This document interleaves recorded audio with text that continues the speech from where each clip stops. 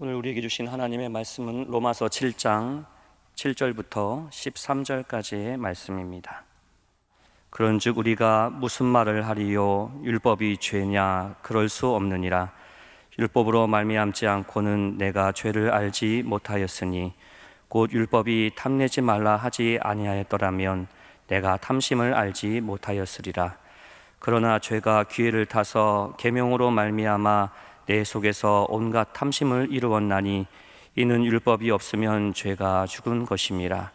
전에 율법을 깨닫지 못했을 때에는 내가 살았더니 계명이 이름에 죄는 살아나고 나는 죽었도다. 생명에 이르게 할 그 계명이 내게 대하여 도리어 사망에 이르게 하는 것이 되었도다. 죄가 기회를 타서 계명으로 말미암아 나를 속이고 그것으로 나를 죽였는지라. 이로 보건대 율법은 거룩하고 계명도 거룩하고 의로우며 선하도다. 그런즉 선한 것이 내게 사망이 되었느냐? 그럴 수 없느니라. 오직 죄가 죄로 드러나기 위하여 선한 그것으로 말미암아 나를 죽게 만들었으니 이는 계명으로 말미암아 죄로 심히 죄되게 하려 함이라. 아멘. 사도 바울이 계속해서 율법의 기능, 그러니까 율법이 우리 안에 들어와서 어떤 일을 하는지에 대해서 말씀을 합니다. 7절에 보시면은 그런즉 우리가 무슨 말을 하리요? 율법이 죄냐?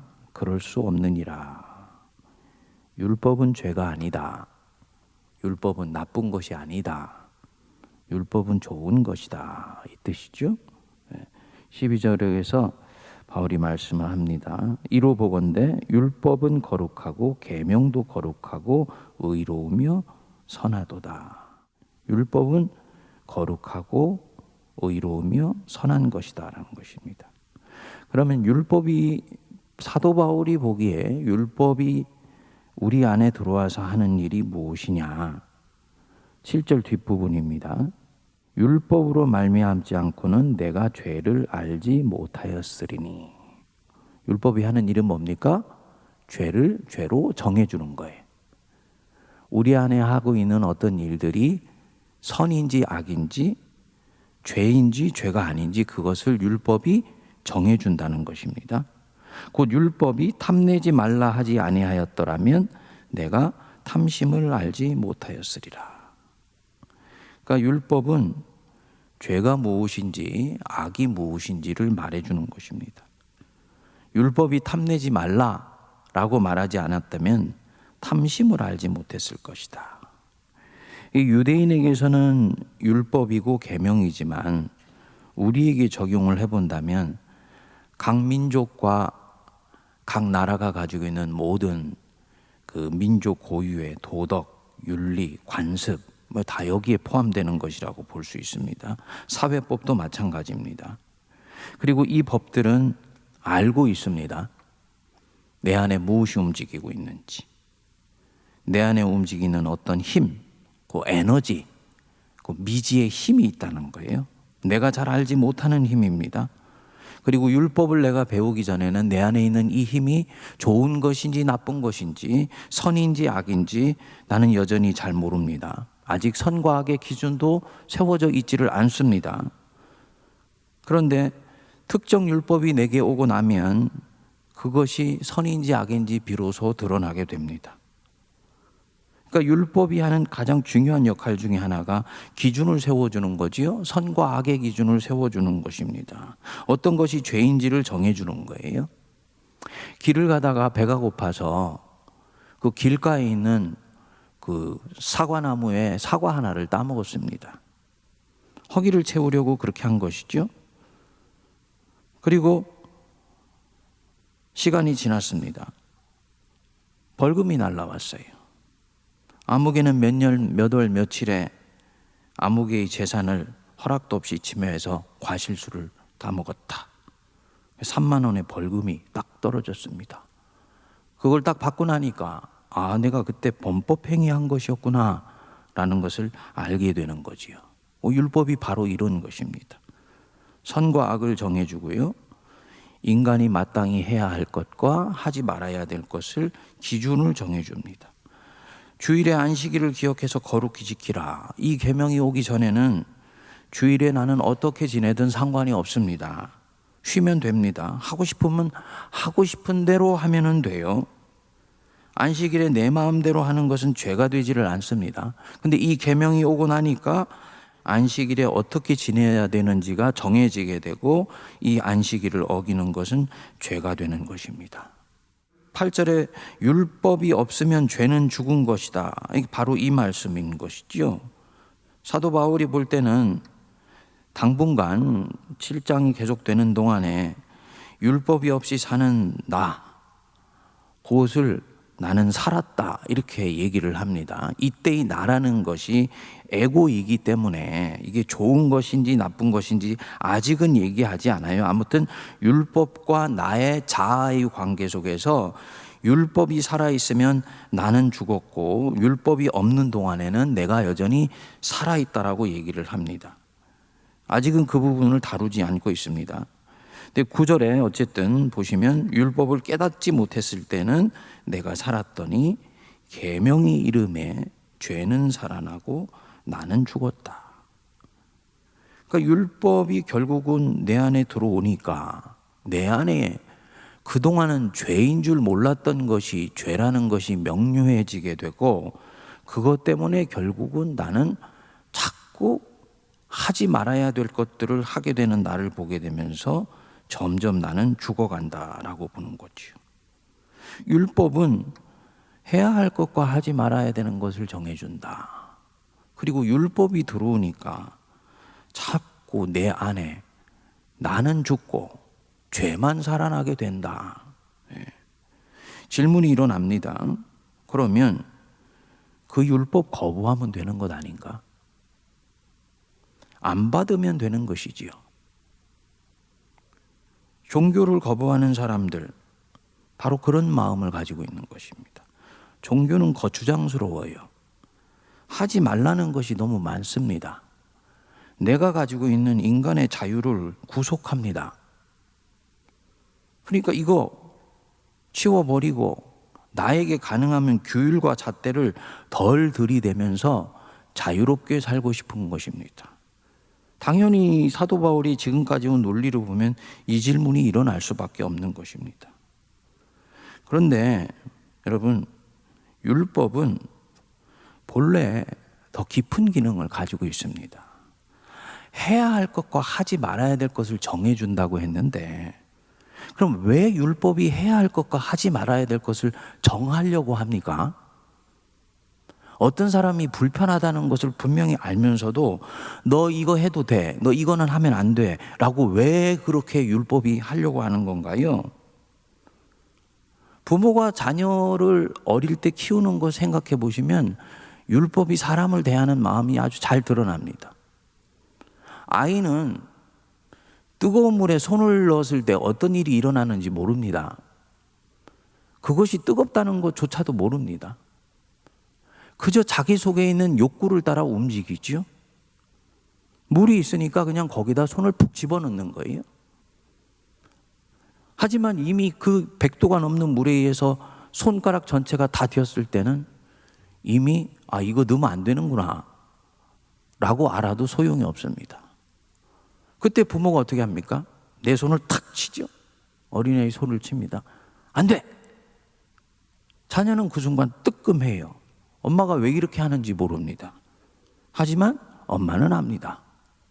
율법이 바로 그와 같은 것입니다. 율법은 내가 누구인지 알고 있어요. 내 안에 있는 이 미지의 힘, 이 실체를 알고 있습니다. 배가 고플 때 허기가 졌다. 허기를 채우려고 먹을 것을 찾아 두리번 거리게 만드는 내 안에 있는 어떤 에너지, 어떤 드라이빙 포스, 나를 몰고 가는 그 힘이 무엇인지를 알고 있습니다. 사도 바울은 이것을 나중에 얘기를 합니다만 자기 안에 원하는 바 선은 행하지 않고 원치 않은 바 악을 행하게 만드는 그 어떤 힘이 있다고 봅니다. 제가 성도님들에게 반복해서 우리 안에 있는 들짐승이라고 얘기를 했던 거지요. 길들여지지 않는 것, 원하는 대로 나를 마구 몰아갔다가 어느 날 나를 원위치로 갖다 놓는데 아주 그 뒷맛이 좋지 않은 그 힘, 내 안에 있는 어떤 깡패 같은 힘입니다. 나는 이 나를 몰고 가는 힘의 실체를 잘 모르는데 이 율법은 이 실체를 잘 압니다. 그리고 이것이 통제되거나 길들여지지 않으면 그 사람이 절대로 안전하지도 않고 행복하지도 않다는 것을 율법은 알아요. 공동체가 평화로울 수 없다는 것을 압니다. 이웃의 것을 탐내지 말라. 나는 왜 이웃의 것을 굳이 탐내지 말아야 되는 것인지 잘 모릅니다. 끝까지 가보면 알게 되죠. 서로 탐내기 시작하면 결국은 공동체가 전쟁터가 된다는 것을 알아요. 힘 있는 몇 사람이 모든 사람의 것을 빼앗게 되고, 그리고 그것을 경험하고 난 뒤에는 그 힘 있는 몇 사람의 그룹 안으로 들어가기 위해서 엄청나게 많은 가공할 만한 무기들을 만들어내면서 수단과 방법을 가리지 않고 그 그룹 안에 들어가려고 합니다. 결국은 세상이 지옥이 되는 것이지요. 그러니까 탐내지 말라라는 것은 개인에 대한 어떤 욕구를 통제하는 것일 뿐만 아니라 그 모여있는 사람들의 공동체가 안전하게 보장되기 위해서는 굉장히 결정적인 것이라는 것을 세월을 통해서, 역사를 통해서 우리는 보게 됩니다. 탐내지 말아라. 가진 것으로 자족해라. 나아가서 나눠 쓰라고 율법은 명령을 합니다. 그러니까 이 율법은 선한 것이고 좋은 것입니다. 사도 바울은 그것을 굉장히 중요하다고 봅니다. 그래서 10절에 보시면 생명에 이르게 할 그 계명이라고 얘기했어요. 율법의 궁극적인 목적은 무엇이냐? 나를 불편하게 하고 성가시게 하려고 하는 것이 아니다. 율법의 목적은 생명이다. 안식일을 기억하여서 거룩히 지켜라. 왜 이렇게 말씀하시는 것이냐? 율법은 사람이 무엇으로 만들어졌는지 아는 거지요. 인간은 영적인 존재라는 것을 아는 것입니다. 결국 하나님께로 돌아갔을 때 그의 내면이 진정으로 평안을 얻게 되며 참된 기쁨을 얻을 수 있다는 것을 율법은 알고 있어요. 그래서 하루만이라도 그렇게 하면서 세상 속에서 살도록 우리를 권면하고 이끌어 갑니다. 그러니까 생명을 위해서 이 계명이 있는 것이지요. 네. 근데 이 계명이 문제가 있잖아요. 생명을 위해서 준 것인데 생명에 이르게 하지를 못해요. 선을 행하라고 명령은 하지만 하라는 선은 행하지 않고 하지 말라는 악을 행하도록 만드는 내 안에 있는 미지의 힘, 이것은 다스리거나 통제할 수 있는 힘을 주지를 못합니다. 명령은 하지만 명령대로 할 수 있는 능력은 주지를 못해요. 이유가 있습니다. 내 안에 알 수 있는 힘을 이 율법은 다뤄주지를 못합니다. 탐심이 죄다. 그렇지만 탐하지 않도록 하는 능력은 주지 않아요. 배고프면 눈이 돌아가지요. 그럼 옆 사람의 것을 빼앗아서라도 먹고 싶지요. 이 세상에 법이 없다면 우리는 그렇게 할 것입니다, 솔직히. 율법은 그렇게 하면 안 된다고 말은 하지만 빼앗아서라도 먹고 싶은 이 욕구를 다스릴 힘은 주지를 못하는 것입니다. 이 욕구, 이 갈망, 이것을 우리 성경에서는 죄의 권세라고 이야기를 합니다. 틸리라는 조직신학자는 데모닉 파워, 악마적인 힘이라고 얘기를 했습니다. 이 힘 때문에 내 의지가 내가 말하는 대로, 내가 뇌에서 명령하는 대로 따라가지를 않습니다. 그래서 원하는 바 선은 행치 않고 원하지 않는데 악을 행하는 내 안에 아주 기이한 분열된 내 자신을 보는 거예요. 지난번에 말씀드린 대로 의지가 이미 병이 들었기 때문입니다. 계명이 이 의지를 다루려고 하는 방법은 한 가지입니다. 권선징악이에요. 선을 권장하고 악에 대해서는 징계하는 것입니다. 선하게 행하면 상을 주고 악에 대해서는 처벌한다. 구약의 신명기 신앙이 바로 이런 거지요. 가나안 땅에 너희들이 들어가서 율법을 지켜 행하면 복을 받고 율법을 어기면 벌을 받을 것이며 결국은 그 땅에서 너희들이 쫓겨나게 될 것이다. 지금 무엇을 하고 있는 것입니까? 어겼을 때 벌을 받는다. 두려움을 집어넣어 주는 것입니다. 두려움을 집어넣어 줌으로써 악을 행하지 못하도록 하는 거예요. 그리고 그것의 교훈이 되도록 하기 위해서 실제로 악을 했을 때는 감옥에 가도록 만드는 것입니다. 감옥에 가서 아주 힘들게 살아본 사람은 죄를 지면 이런 벌을 받는구나라는 것이 자기 뇌리에 박혀서 절대로 이후에는 죄를 짓지 않는다라고 생각을 하는 것이지요. 근데 그런가요? 한 번 감옥에 간 사람이 두 번째 감옥에 가는 확률이 처음 감옥에 가는 확률보다 2배가 높아진다 그럽니다. 무슨 문제가 있는 것입니까? 감옥에 갈 수밖에 없도록 만든 의지의 문제를 지금 이 율법은 전혀 다루어 주지를 못하고 있는 거지요. 상에 대해서도 마찬가지입니다. 상에 대한 기쁨을 준다. 잘했을 때 상을 준다는 것입니다. 그런데 그 상이라는 것이 이 땅에서 복을 받고 행복하게 되는 것이다. 다 그렇게 하고 싶지요.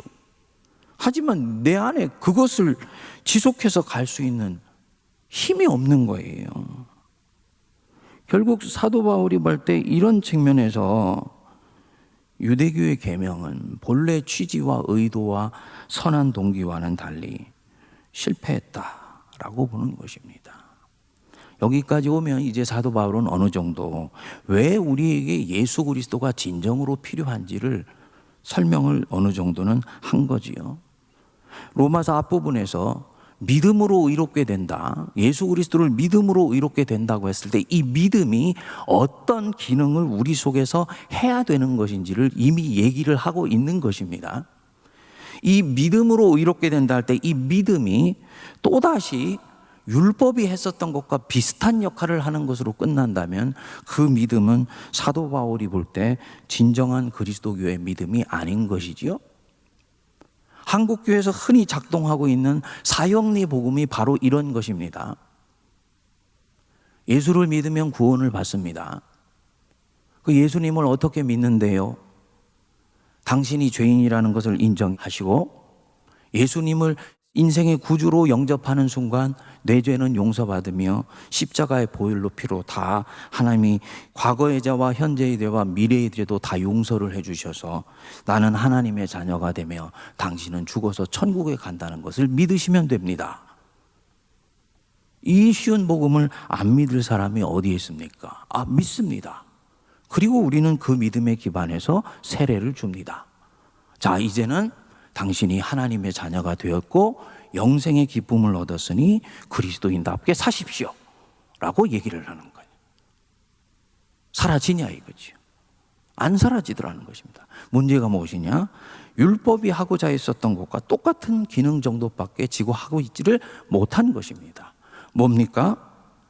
원하는 바 선은 행치 아니하고 원치 않는 바 악을 행했던 내면의 의지를 전혀 다루어 주지를 못하고 있기 때문입니다. 즉 선을 행하고자 하는 동기가 뱃속 깊숙한 것에서부터 일어나야 되는데 그 동기가 일어나지를 않아요. 사도 바울은 집요하게 표면적 유대인이 유대인이 아니고 내면적 유대인이 유대인이며 육신의 할례가 할례가 아니며 할례는 마음에 해야 된다. 계속 말씀하는 이유가 바로 이 부분입니다. 속으로부터 변화된 의지가 반응하여서 자발적이고 자율적이고 능동적이며 기쁨으로 할 때만이 그것이 결국은 진정으로 변화된 것이요 율법이 본래 원하는 것을 이룰 수가 있다고 보는 것입니다. 이런 면에서 유대교는 실패한 거예요. 그리고 이 유대교의 실패를 깊이 들여다보면 한국교회가 134년이라는 짧은 역사 안에 엄청나게 부흥을 이제 했는데 그리고 이 부흥은 하나님이 이끌어 오셨는데 이제 한국교회가 어느 방향으로 들어가야 되는지가 이 로마서 속에서는 명료해 드리는 거지요. 외적 부흥을 이뤘느냐?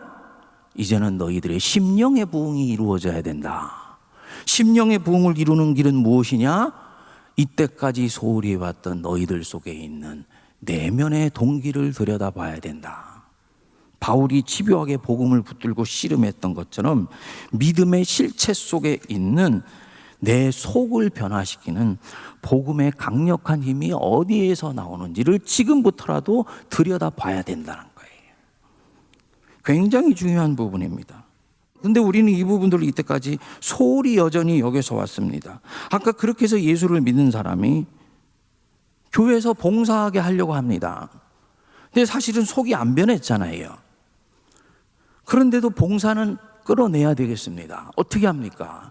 그에게 또 다른 유인책을 주는 거예요. 열심히 봉사해라. 하나님이 현실에서 복 주신다. 근데 그 복이라는 것이 하나만 얘기하면 안 되는 거죠. 좀 더 입체적이고 다양하게 왔을 때 이 사람에게 소위 헌신을 끌어낼 수가 있습니다. 자연히 우리가 교회 안에서 뭘 맙니까? 여러 가지 종류의 보상책을 다양하게 만드는 거예요. 칭찬과 명예에 대한 욕구들을 적절히 불어넣습니다. 항존직이 얼마나 소중한 것인가를 얘기를 해주면서 항존직이 되기 위해서 성도들로 하여금 헌신하도록 교회가 몰고 가는 거예요. 권력에 대한 욕구를 교회가 집어넣어주기도 합니다. 내 원하는 대로 상황이나 공동체를 컨트롤하고 싶다. 교회가 이런 거 없는 것 같지요? 있습니다. 목사가 돼보면 압니다. 성도들이 목사가 원하는 대로 일사불란하게 움직일 때 그 쾌감이라는 게 여러분 어마어마합니다. 장로님들도 이런 거 가질 수 있습니다. 당회가 힘을 가지고 무소부재의 권력을 휘두를 때 내 안에 그 쾌감이라는 건 어마어마합니다. 높은 자리에 올라갔을 때 자기에게 굽신거리는 사람을 볼 때 그 쾌감이라는 건 굉장한 것입니다. 이것은요, 빵을 얻는 것보다도 더 묘한 종류의 쾌감이에요. 근데 성경적으로 이 모든 것은 탐심입니다. 사실 예수 그리스도는요, 이 인간 안에 있는 이 탐심을 철저히 정화해서 교회 안에서, 그리스도 안에서 하나님을 순전히 사랑하고 인간을 순전히 사랑하기 때문에 어떤 일을 할 수 있는 그런 사람들을 만들고자 한 거예요. 그리고 이 사람들이 그리스도인이며 이런 사람들이 1000명 중에 1명만 있으면 그들은 세상에 나가서 빛과 소금이 되어서 악한 세상을 이겨 점점 하나님의 나라를 만들 수 있다고 본 것입니다. 예수님의 청사진은 이 부분에서 명료했습니다. 유대인들은 예수님이 메시아가 되어달라 그랬지요. 자기 눈앞에 있는 그 가이사의 칼과 권력의 힘을 그 강력한 카리스마로 꺾어 부러뜨려 달려고 한 거예요. 예수님은 하지만 더 깊은 곳을 보셨습니다. 그 먼 이탈리아의 로마로부터 바로 이 유대의 변방까지 이 가이사의 힘을 몰고 간 그 안에 있는 더 악한 악마적 힘, 그것을 결국은 꺾어서 하나님 앞에 복속시키기를 원했던 것입니다.